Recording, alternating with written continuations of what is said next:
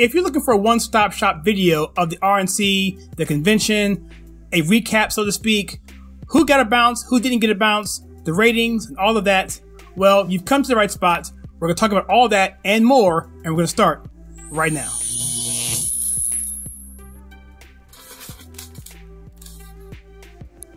Hello, my name is Kyle, and welcome to the channel. This is The Conservative Take, where we take culture, TV, movies, and politics, and we filter it to you the right way.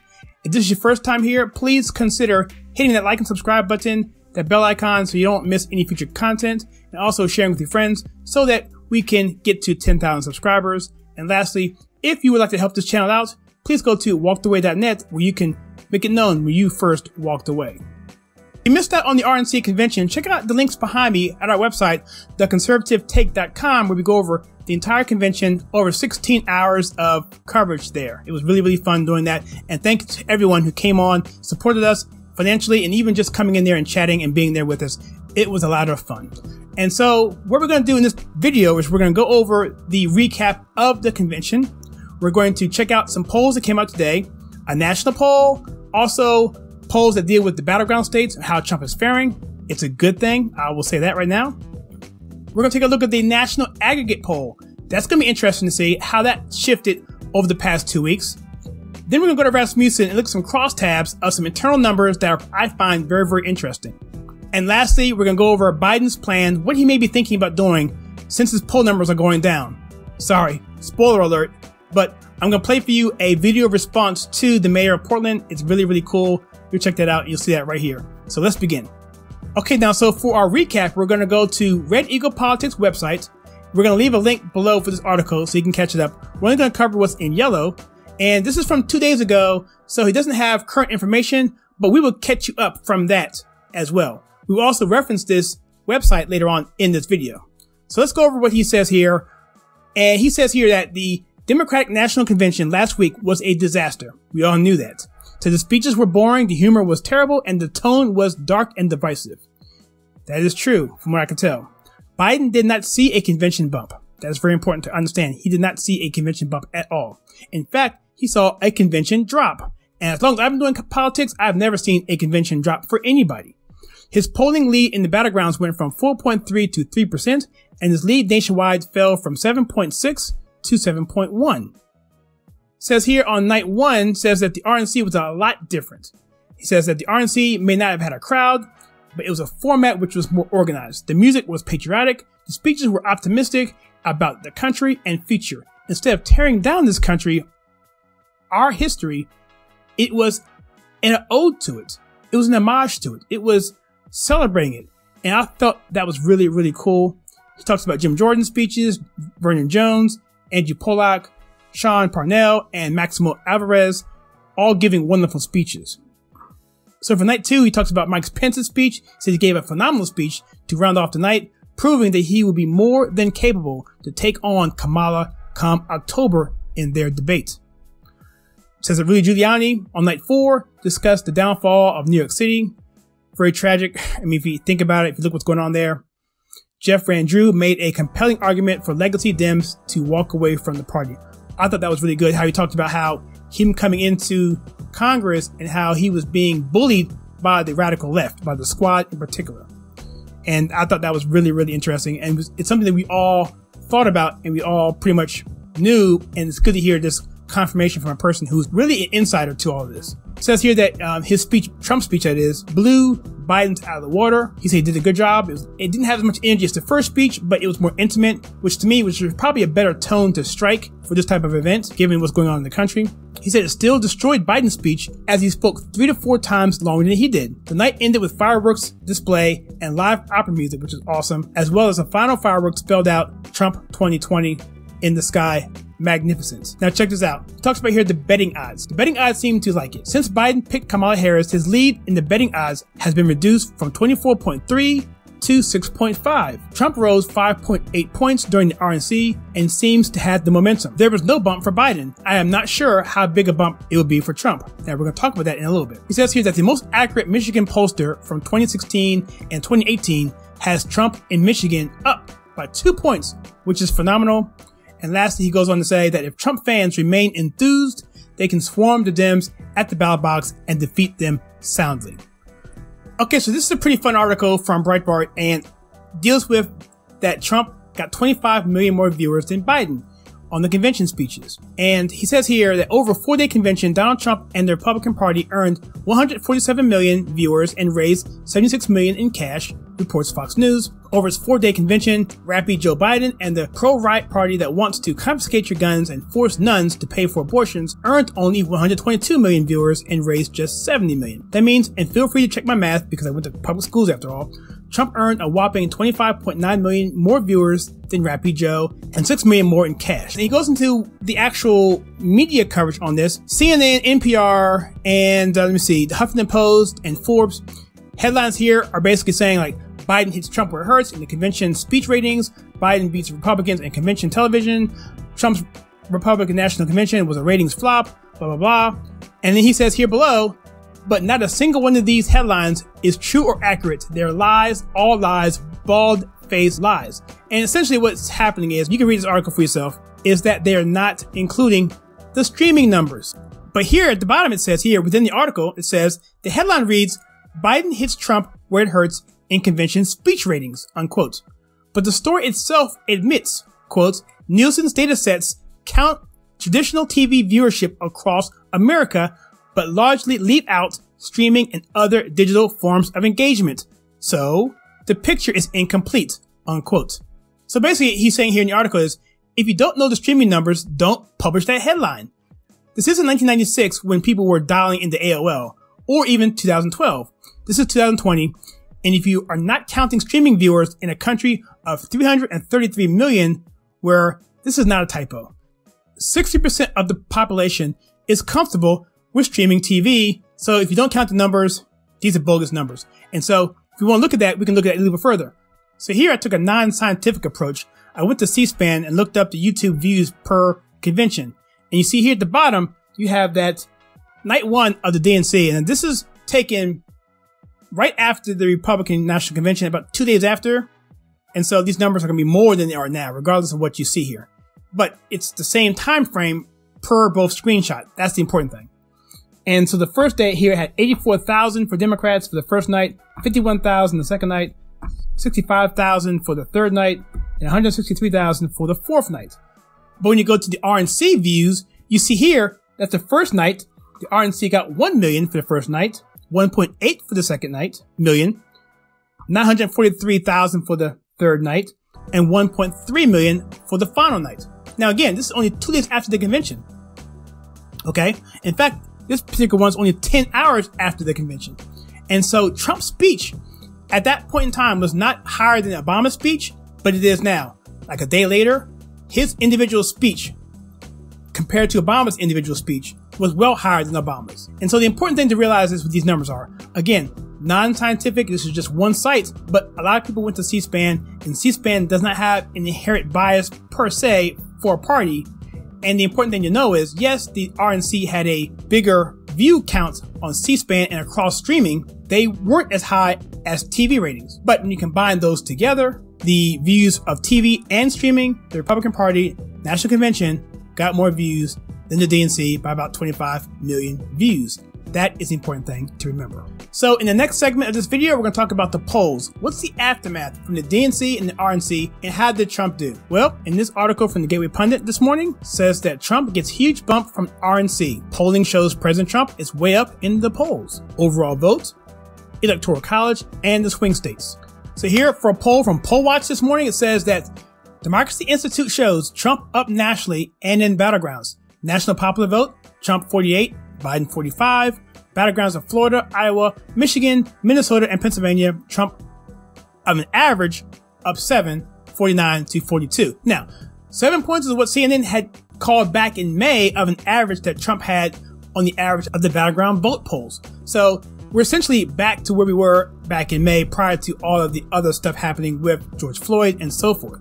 So Trump is on a good pace. So on that note, if you go and check out our video yesterday dealing with Game of Thrones theme, check it out because we compare the White Walkers with Antifa and we talk about how Democrats tried to capitalize on the George Floyd death to make it something that they could advance forward to November. Well, all that's gone, and we cover that strategy in that video. So if you get a chance, check that out. So here's another DI poll. Says that Trump's election projection looks like it's going to be 319 to 219. That's a big margin of victory for the Electoral College. That's essentially a landslide.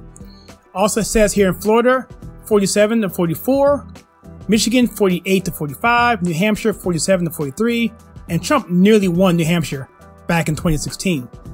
Goes here, says that President Trump got a major bounce in the black vote as well. Says Trump got 8% of the black vote in 2016.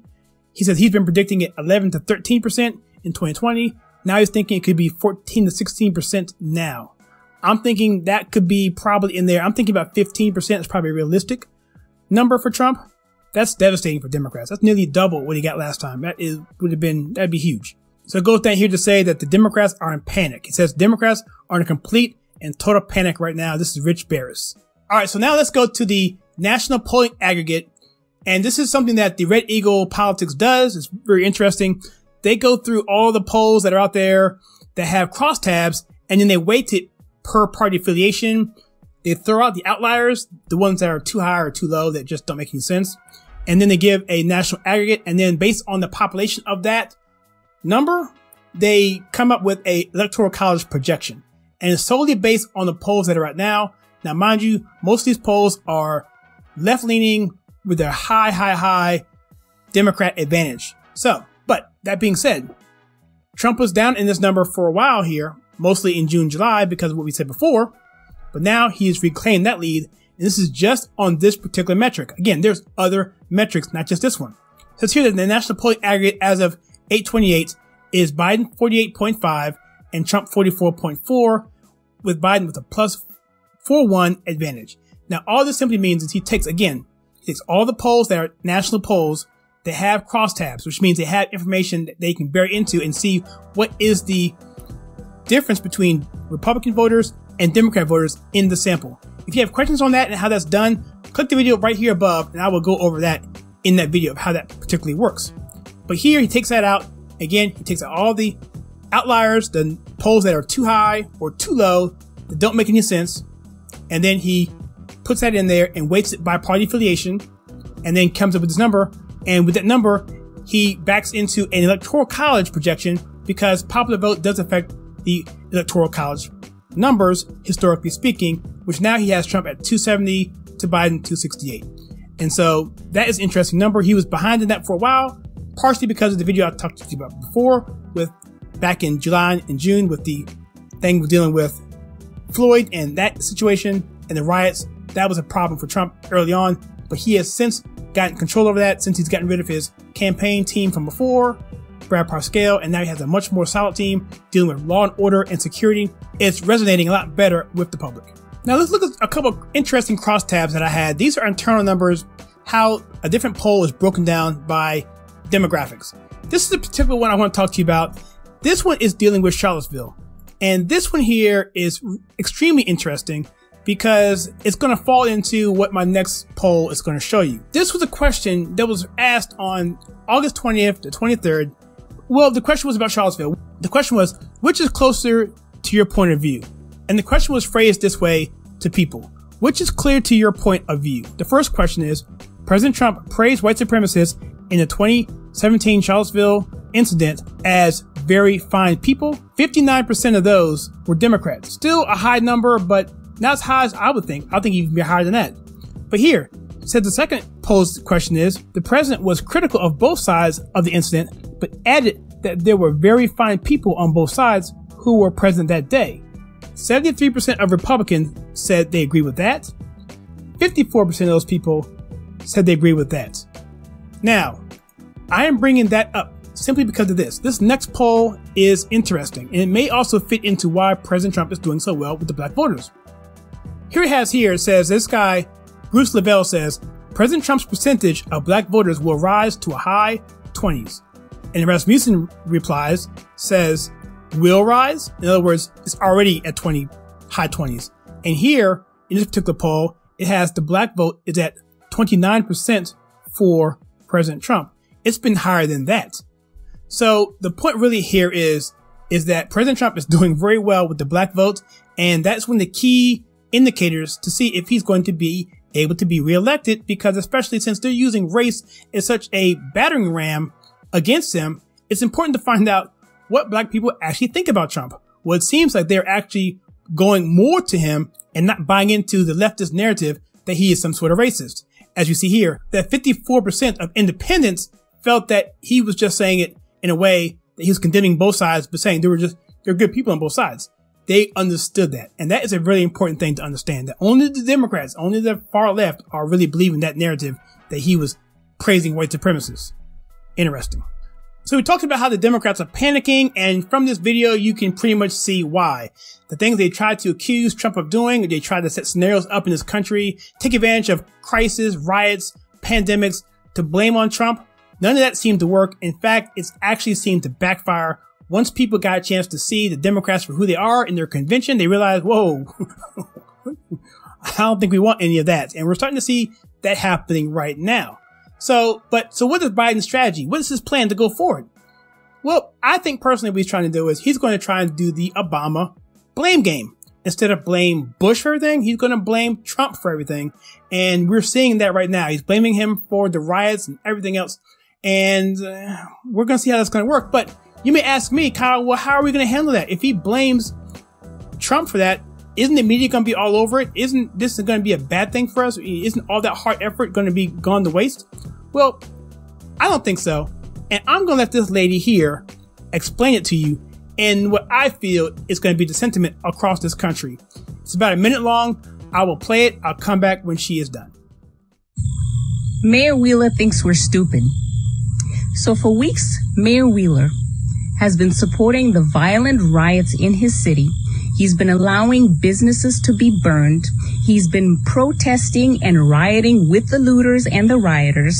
He's been accepting this. President Trump has been asking to send help to save the businesses in his town, and he has refused.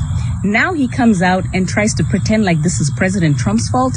I'm sorry, sir. Nobody's buying it. We don't have a short memory. We see what you're doing. We see what Democrat mayors are doing.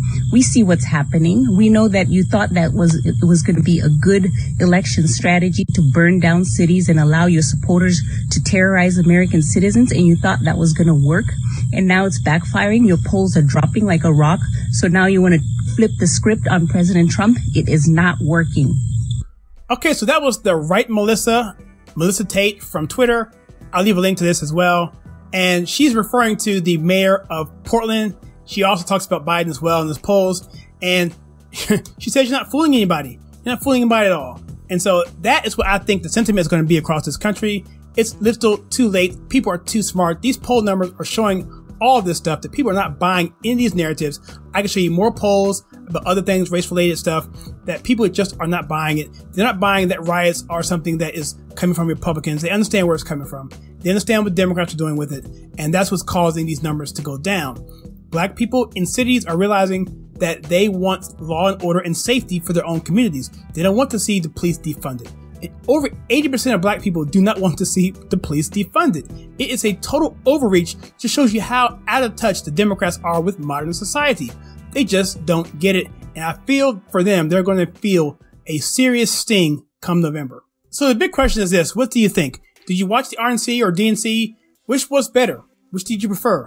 And why? And also, what do you think about the polls that are coming out after the fact? The fact that Biden didn't get a bump and that Trump did get a bump, and the battleground states that are happening. What do you think we should make of all this? Okay? I'd be curious to know what you think. Please comment below. And if you like what we do here on this channel, we take culture, TV, movies, and politics and filter it to you the right way, then hit that like and subscribe button and that bell icon so you don't miss any future content. Also, please share with your friends as we're trying to reach 10,000 subscribers. And also, if you want to support this channel, go to walkedaway.net and make it known when you first walked away. And lastly, please check out some content I have right here.